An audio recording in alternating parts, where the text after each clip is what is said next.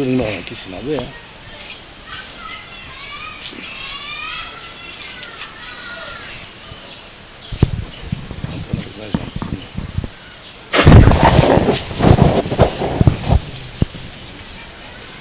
Eh bien voilà, bana monde entier, vous êtes de partout au Bozuli Bakuya Kolanda. Biso na chaîne Nabino à Kitoko, toujours boye la chaîne mais ça n'a comme la bino information, news, nouveauté. Toujours na chaîne Nabiso eza Marie-Angèle Télévision sur YouTube. Très cher fidèle internaute, très cher fidèle téléspectateur, mais ça n'a toujours repéré sa confiance dans le bien le romoko. Unité Kosangisa et l'équipe Maramounios. Je dis un grand merci déjà à notre boss depuis Paris. Elle, c'est Madame Marie-Angèle Boukassa. C'est la coordonnatrice. Il y a chaîne Marie-Angèle TV. Madame Marie-Angèle Boukassa. Plein de bonnes choses à elle depuis quelque part. Et bien, on a besoin à Paris, on a besoin à Bruxelles, on a besoin à Hollande, on a besoin à Genève, on a besoin aux États-Unis, pourquoi pas? Na mokili nyonso dans son ensemble et ben oya bino yeyo mopandi sa mona bino Magloire Kinkala Paluku génération positive Missor Kara tous les kana kati ya Marie-Angèle Télévision on est makambu on est au peu la donc lelo na émission de biso à Kitoko lelo bandeko bolani biso bozui libaku opportunité ya Rolanda émission à Kitoko lelo biso équipe ya biso équipe technique ya biso oza constitutionnel c'est lui qu'on appelle Roli Mbala derrière la caméra et aussi à notre grand monteur les réalisateurs de la chaîne Marie-Angèle Télévision, lui c'est Merveille en toto les Super Eagles. Togitaki sur terrain, confrère Nabiso, au Boyebi na combo ya Ndeko Flavien, a Mbela Kibino et Longo, Toyambaki Ndeko Matadikibala. Matadikibala, certainement plusieurs personnes, Bayebi na combo ya Matadikibala, mais peut-être que non, on peut pas avoir opportunité. Il y a comme on a en face beauté, il y a comme on a en live beauté, ben voilà. Marie-Angèle Télévision, Pessibino opportunité, il y a comme on a bien le mystérieux. C'est tellement mystique impossible pour rejoindre il est comme on a dit Matadikibala en fait ça là regroupement moro ba chef coutumier au Bayamba Bango et pas ya président de la République démocratique du Congo qui est monsieur Félix Antoine Tshisekedi ayamba ki bango autour d'une table au balobela ki maman bien mais après bande commune bolona biso boza pété parce que Matadikibala sali démonstration mo na village avant daka likolo ya cimetière. Oui, Sabino, moi j'étais là maintenant, incroyable. Niveau, quel niveau Robamba? Scénario, film d'horreur, je vous assure, beaux appétits, donc voilà. Du coup, partir à tous les éléments où Matadikibala la salle qui non, je vous assure, restez scotché. Pour on a Marie, Ange Télévision, il y a à boire et à manger. Merci beaucoup notre coordonnatrice maison. Elle c'est Madame Marie-Angèle Boukassa. Token de Bontozon Asima, Bassangokei. Vous constatez tous allez à Wanambanza donc bandeko babité David Matadikibala sa majesté chef coutumier to ko benga double brassard na habité mais to ko so nae tous allez na mabele ya David Matadikibala na kata cimetière bandeko balandi bezo constater donc d'entrer na biso bo mona ba drapeau boko mona été à moderniser. Oh bah comme un consul traditionnel. Pourquoi consul traditionnel? Il y a un chef coutumier, c'est que tout le monde est ligne que le bali mbala les besoins tout le monde a yango bande ko balandi donc to ko tout nango na invité na biso ya poko lelo tous allez na cimetière tous allez construire na entretien la biso et tourner plus autour il y a rencontre au Salema qui entre chef coutumier Bango parce qu'azala qui na délégation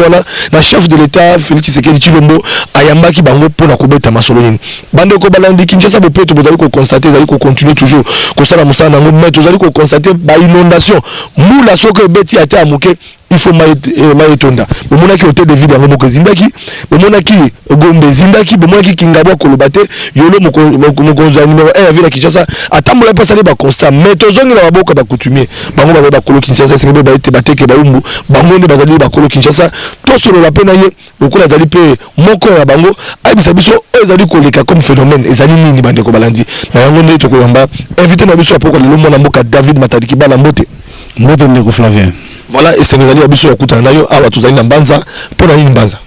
Oui, Mbanza, ils ont lieu à Bassetre, donc tous les Bassetre, les Bissou Yakuta Mbanza. Mbanza, ils ont Koko Bavandi, quoi. Ils ont quartier, ils ont ville, ils ont cimetière. Ils ont quartier, mais ils ont cimetière, à Koko Bavandi, ils ont Mbanza Bakolo. Donc, Koko Baléa. relation na bino bateke umbo est-ce que nali kotambola malamu parce que autrefois pe on dirait boza ko kana bien te ba pesa ki ba nombre boy pona ba ba ki ko représenter bango na gouvernorat ba miso pesa ka boto sa mission awa kaka na banza o me kaka ko dénoncer pour l'antivaleur mususu o constater mais est-ce que relation de lozungi entre bino ba chef non relation na ba chef ya teke umbu eza revendre na bateke mais eloko eza na kaka nde muke parce que bateke baza na kati ya gouvernement provincial mais biso ba umbu toza te bon eza faute ya ba chef te eza faute ya ba chef biso tindai ko nde ba bo sola te voilà touti ko landa eza sous secrétaire semaine eleki mokonza mboka ayambaki ba chef la délégation tout le monde qui on a kati alors to biki to kotika la bomote et c'est tout se déplacer plateau mobimba pour toi ba eloko ni lekaki na entretien la bino na mokonza mboka Antoine Félix Tshisekedi Tshilombo awa bokuta ni far bino ba kolo Kinshasa pour yo zala ki parmi ba chef coutumier wana rencontre autour ni non rencontre les bien à chef de l'état donc ngako na bien chef de mec nzambe ngako na nzambe ah la kuta na nzambe to kozaki na nzambe bon to sola na nzambe za suli kolote te nzambe assez président république donc je dis salam au salam donc na ngina nzambe na biso assez to sola na ye kitoko et puis vrai kinwa solo kitoko na biso et puis et ça peut mbala liboso komona que chef de l'état a conduit chef coutumier donc moi valeur wana ya monde qui n'a expliqué ba ndeko so ba tekena ba umbu baza la sima fachi parce que mbalo vraiment biso na bango nzela moko quoi. Donc c'est que bino ba chef okufela ki chef coutumier chef okufaki azana ni komone bon chef okufaki na groupement nguma Emile chef wana okufaki de groupement jeudi mais mutazuma comme nous so na mboko mokonza mboka bon mokonza mboka kundi chef wana bisi koki po basala makamete po na liwa ya chef coutumier ya groupement nguma donc wana pena to pesa mokonza mboka félicitations et pesa mbala liboso que président de République kundi chef coutumier quoi donc to banja ko mata déjà quoi. Mais so bimba boso pe bakino so bakama po amona bino ba chef coutumier pour Matisaka Joseph Kabila Nikolo ya Posakoi Masasi Betaka pour la kolakisa bokonzi lelo yo rencontre Salemi yo moko na kati ya délégation na mokonzi mboka est-ce que tango bokutanaki azoki tanko kabino pe ba chef coutumier par rapport à problème au besoin surtout la ville de Kinshasa vraiment azoki tanko yo kabiso pe to so na kitoko et puis les a kukuta na liboso te yani balé kozala emisa te kozala comprendre donc to solo na ye présent comprendre que vraiment za la rambe boy donc à comprendre za rambe boy amana siko ba peuple te que umbu mbalo yo vraiment na makamete limboka to kozanga te en tout cas espoir de bateke umbu mais kana kati ya masolo mais bateke umbu pe on dirait bosundoli Kinshasa soki mbule beti bato basokufa soki mbule beti na beti soki bino ba chef coutumier bozomona mamozo sa na mboka na biso oui tozomona mais au moins ko totana ko zamboka makambo ville ya mbula etana ko zamboka te ko zamboka etala ki makambo chef coutumier ba droit na biso ndento se retrouver te wa zone ko mais siko le gouverneur à ville to la 5 appel le gouverneur à ville c'est Mikolo Belé to kutana to se rappelle mboka na biso tant les odinda tant les okoya biso ba kolomboka mtokoloba yete fa benga biso ba koloki ça tout solo na ye tout ça les stratégies ni po makambo ya soutenir kata Kinshasa po biso ba kolona mais si yazo bongisa ye moko mais ozo mona te que vous allez remonter donc makambo ville Kinshasa to ba ezali spirituel ezali bokoko to pe mais parce que lelo soki bolobetali chef de l'état ezali gouverneur à ville Kinshasa wala to pesa mbote na mwana moka Chantini Ngobila ozo kamba ville Kinshasa soki ezali na ressort na ebino ba chef vous allez pe ba o bozala kanayi ba chef coutumier beaucoup ko songa ndenge biso to kosunga yesu to kutana to solo parce que mboka na biso na mboka nous je sais que zo moni makambo ya bezo le kana mboka babenga ba kolomboka za biso eza gouverneur eza président eza biso ba kolomboka donc biso ni mto koloba biso ni mto ko sala parce que makambo na zo na suna kana mboka na biso o c'est très les secret na biso ba kolok ça faut ya yamba biso ba kolok ça et puis on a besoin de gouverneur parce que na kati assemblée provinciale pas gouverneur azali au moment azati dans le ministère nous sommes salués nous moment on a quatre ministères nazate alors tout on nous demande que par mécontentement par belé biso c'est pelateur il faut écouter na ye to bon c'est toi harmoniser pour qui les a bien mais tout le monde a entendu Kimbuta beaucoup na Kimbuta mais lelo est-ce que vous menez ba démarche ya kutana numéro 1 ville Kinshasa bon ma démarche ça là déjà de habiter to zelaye sur bengi biso to comment to sur la poto tchaki mena ta ville na biso. Alors toujours na siko na otali mokonza mboka lelo temps beaucoup na mona mboka fait Tshisekedi to moni akopé son beauté mozuta ebele akosolola ba congolais ba komitu na ba kino ba mitu na mais pour na nini mokonza mboka fait Tshisekedi azoki ta ebele après son beauté bozo solola mingi bona solola ni so bombe la bisote vraiment to solola ki ma danger na nefsi côté na nzambete ma kamtu nzamba lo baga ba bisa kamtu te hein téléphone ça te ba kino baga kino base la sima chef de l'état peke umbu mukolo mwana nyonso ala la sima chef de l'état pour te sonner kitoko vraiment mbalo bato ba respecter biso. Ah, Moussori Kitoko, est-ce que voilà que Kitoko on a oublié qu'on révèle la kino mais c'est secret nabino mais est-ce que la démonstration peut seulement qu'il y a le chef coutumier pour que David Matakiba la sila nae ba démonstration ça n'a été mais asila pété Matakiba la zali prévenir président mengai a mis ba noter ce mon président il pasteur a mis Matakiba donc c'est que ma rameza na mboka yo za problème na pasteur tu pour pasteur il pouvoir de mission na bangote vous comprenez il on a mis un pasteur t'as mis biso ton arrêté parce que ça a arrêté donc trop coronaté qu'on a vu maman les athées maman les que bana kini ba yebake ngana kotana na nzambe to koze na nzambe bana lomba za sima président ba kino to ba sima président changement aux anamboka. Ah voilà message à ma case au président Bani mais ba kino obi ke peso bon parce que des missions population des missions ba bola fona lo ba pe to ba kino ba za sima mo konzi ya mboka mais mwana mboka pe Martin Fayulu a tout kozonga pe na Kinshasa za yite pas za pe kino lokola yo yo za chef coutumier za papa. Alors, il y a pas le qui non, comment c'est Koufanamo, donc à ta Félix Azana, comment c'est Koufanamo. Bon, comment Koufa Banaka, la Koufi de l'État, Banana, le monde, comment c'est Koufa. Vous comprenez? Kabir Nani, Fatima dans Congo, comment Koufa Banana, le monde, Bakasavu, Bezaya, Koufa. Mais tout ça, tout est bon, ça n'est pas un donc, pour nous, mon amour Martin Fayulu n'a respecté ma casse, mais ce que nous sommes menés, nous avons pas chef de l'État et un mot en abisso.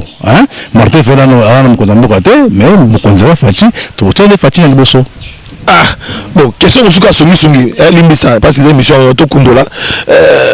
Est-ce que c'est possible, parce que moi, Kinzon, ils ont la coutume, il y a Bisso Baimboka, tant que tu vas au Canada. Mais tant que moi, je suis dans la vérité des zones, c'est vrai qu'il y a ma politique qui est liée, mais en tant que papa, il y a une question au Canada qui a été, mais vérité des zones, Ngambo, Koto, Balobité, Fati Béton, Tozongabo, Kabila Moelon, ah, ma bloc autour en Asuko, il y a qui tata qui chef coutumier, au Golanda, on est là, Kabila Moelon, Fati Béton, Fayulu, ceux qui n'ont pas de sous la donc, n'habitez, aux autres Camerounais. Bon, moi, je suis tout à l'heure parce que dans par exemple, nous avons la démocratie na kati avec qui peut-être on a comme belé sobima. Mais biso voter pour ça respect nous dans Mboka parce qu'il y a des chefs na biso et Martin Fayulu oui, asa autorité na Mboka na biso mais nous on a déjà très sekendaki bana la muka ba bongama pour 2023 parce que la face na chichi tout à l'heure regagner tout ça comment à niveau wana to que nous sommes makela to zani to ko bongisa Mboka wana c'est les gars qui to zela siko 2023 acha libaya facha libaya na oleka. Alors voilà, toujours que des mois à mon qui m'allume na souka émission na biso moi na mboka David Matakibala lelo bozali wana ba chef coutumier mo konzamboka ya mbibino mais est-ce que ayamaki kaka ba chef coutumier nyonso ou bien ayamaki groupe ba chef coutumier et pourquoi ayamaki groupe mo ki ba muso ba molante te mayami ba o baza vrai ouais beleza ya faute donc ba vrai le baza muke donc ayami ba chef coutumier à ville professeur Kinshasa ayami ba teke ya bandundu te bateke ya ville ya Kinshasa pour nous bateke ya bandundu ndire ba stand tika ya mbayi bangote bateke ya bandundu bazela mukozamboka na bandundu oui oboye na Kinshasa non bakuteke ya mbo ya bandundu bateke ya batakasai bazela président na mboka na bango akoyamba bango président ya bakolo Kinshasa donc ça teke bat bayima ya bibiso te ya bakolo justice non ya bakolo Kinshasa so ya bato bandundu président na bandundu comprendre donc pour l'instant nous sommes ba chef bandundu ngana ozalata. Mais comment il y a des gens qui ont été la bino wana ndeka c'est ça les mois jouati parce que la chef comme si ba bino couvrir ce côté na bango tout na bango ba chef coutume to zebele pour nous konzamba ko sanga ya ko sanga ya Kinshasa ya Kasai ya Équateur ayamba ba chef coutume ya magaba David Matakibala wana ko salade to ko sanga sanate ba chef na mboka na ye mukozamboka ya biso na ville Kinshasa biso ba kolo ville bango pe na bandundu tamba bango biso na paste pour ça finir na bango donc là après ça que ba chef coutume bozo to na ga ba yamba bino te bozo na mboka na bino mukozamboka ya mabino kuna botika ba makamba pamba wana zate David Matakibala batuma misala ko landa na ba démonstration aussi là bon est-ce que les bombele bakino démonstration to pe ezana ngote parce que ba message so ba mo David Matakibala et puis na ko rappeler aux alliés chef coutumier so tambo na Kinshasa ba be la garantie ba chef coutumier so ba bangote mais ba bangote on so que no ba bazana ya kobombana batika biso to tombola mo konzamboka et puis na bisa bana bateke nyonso bana bateke nyonso bazala sima ya Ngalema Nathan Ngalema bazala sima na ye parce que moi na on a za initiation ya bien pour na bana bateke na baumbu donc biso tout aux la sima ya Nathan Ngalema et puis na maître JP Mazoa au basa ba démarche que bana bomba se retrouver na bana bateke voilà message na kasi okimi siko ya ngati ko silati et ce aussi na mission d'état ngate démonstration bango bazali c'est ba mo ngam na sila ba manga do ngam sila nga ba démonstration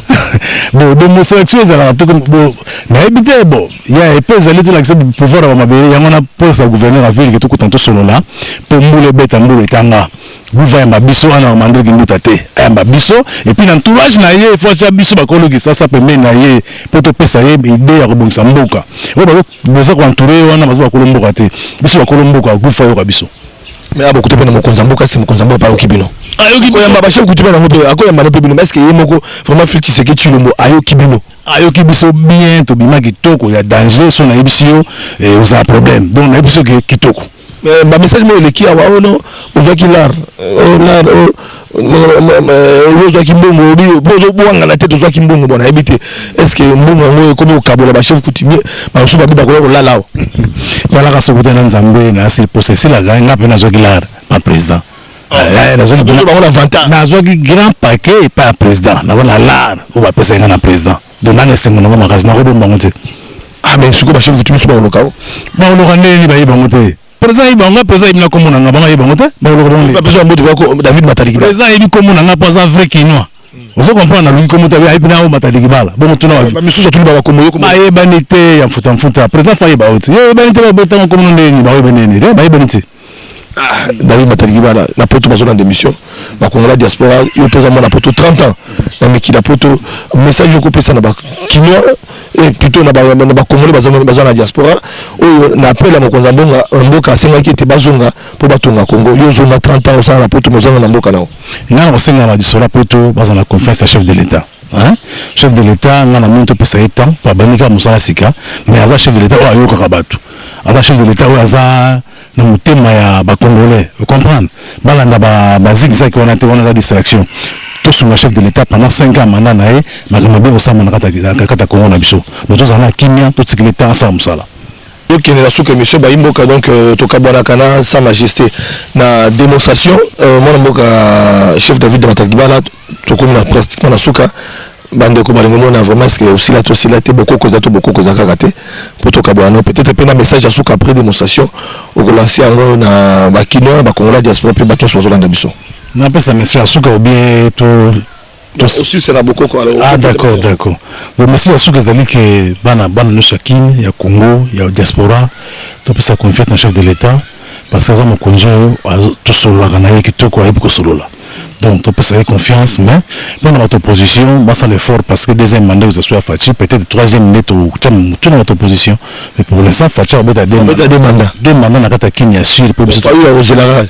la ti on bon ça politique hein à Rosela mais deuxième mandat c'est sûr ya Fachi ba ko ko ba monyo wana ko to le deuxième mandat fait la railler à cause ça manque impossible et puis le terme la maison na bakino et simbati voilà merci beaucoup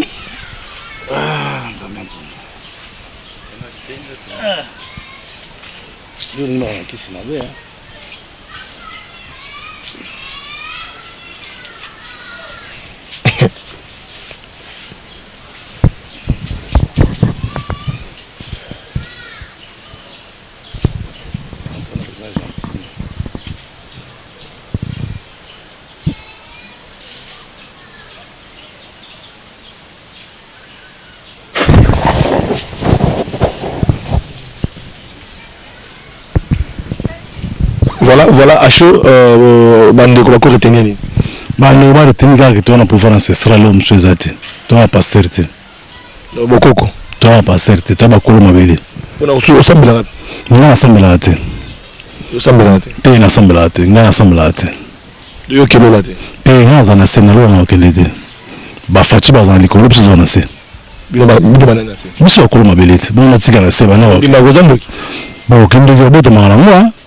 biso to ba chef coutumier tout ça nègre ni ba sorcier mabele yo ba chef coutumier asambela kana catholique wana fo chef coutumier so tali bien donc c'est la chef te